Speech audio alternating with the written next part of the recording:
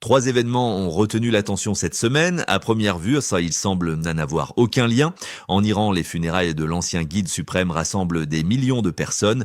En mer Baltique, un navire militaire russe intervient pour protéger un pétrolier transportant du pétrole sous sanction. Pendant ce temps, la Russie renforce encore sa coopération militaire avec la Biélorussie. Beaucoup y voient trois crises distinctes.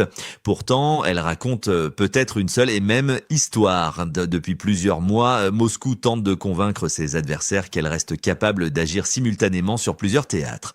L'objectif n'est pas forcément de déclencher une nouvelle guerre, mais de maintenir une pression permanente sur ses rivaux.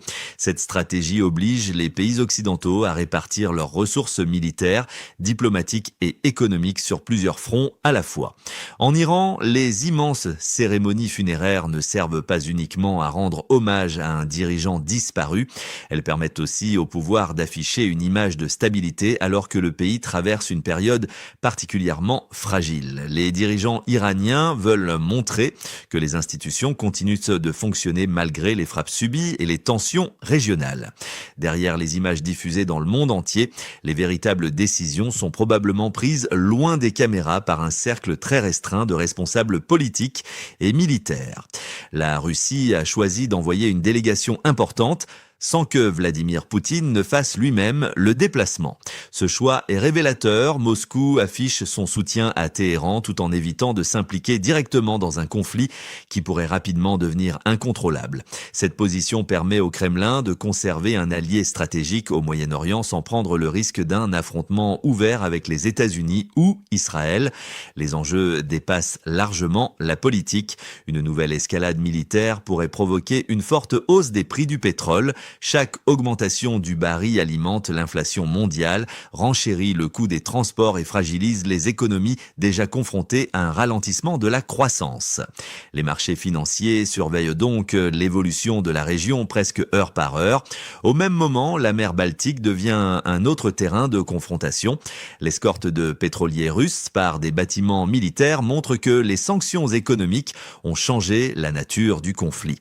Désormais, protéger les exportations de pétrole est presque aussi important que défendre un territoire. Les revenus énergétiques financent une grande partie des dépenses publiques russes et soutiennent l'effort militaire.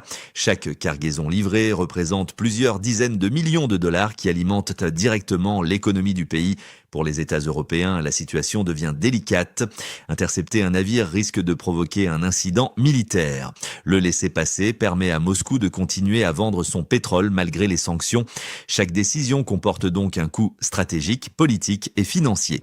Plus au nord, la Biélorussie reste au cœur des préoccupations. Les exercices militaires conjoints avec la Russie et le déploiement de nouvelles capacités renforcent l'inquiétude des pays voisins. Pourtant, les déclarations du président biélorusse montrent aussi une certaine prudence.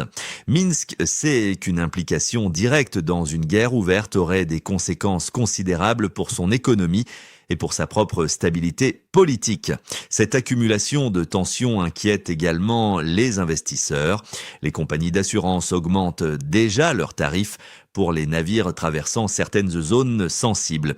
Les entreprises de transport réévaluent leurs itinéraires, tandis que plusieurs gouvernements renforcent leur budget de défense. Toutes ces dépenses supplémentaires finissent par être répercutées sur les entreprises, puis sur les consommateurs.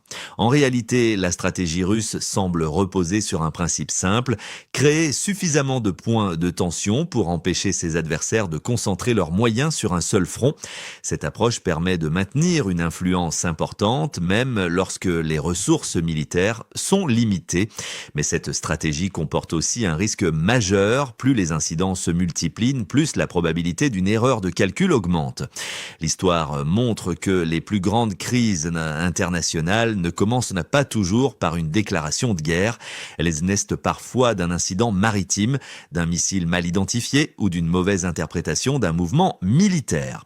Aujourd'hui, personne ne peut dire avec certitude où éclatera la prochaine crise. L'Iran, la mer Baltique et la Biélorussie sont devenus trois points de pression qui peuvent modifier l'équilibre mondial en quelques heures.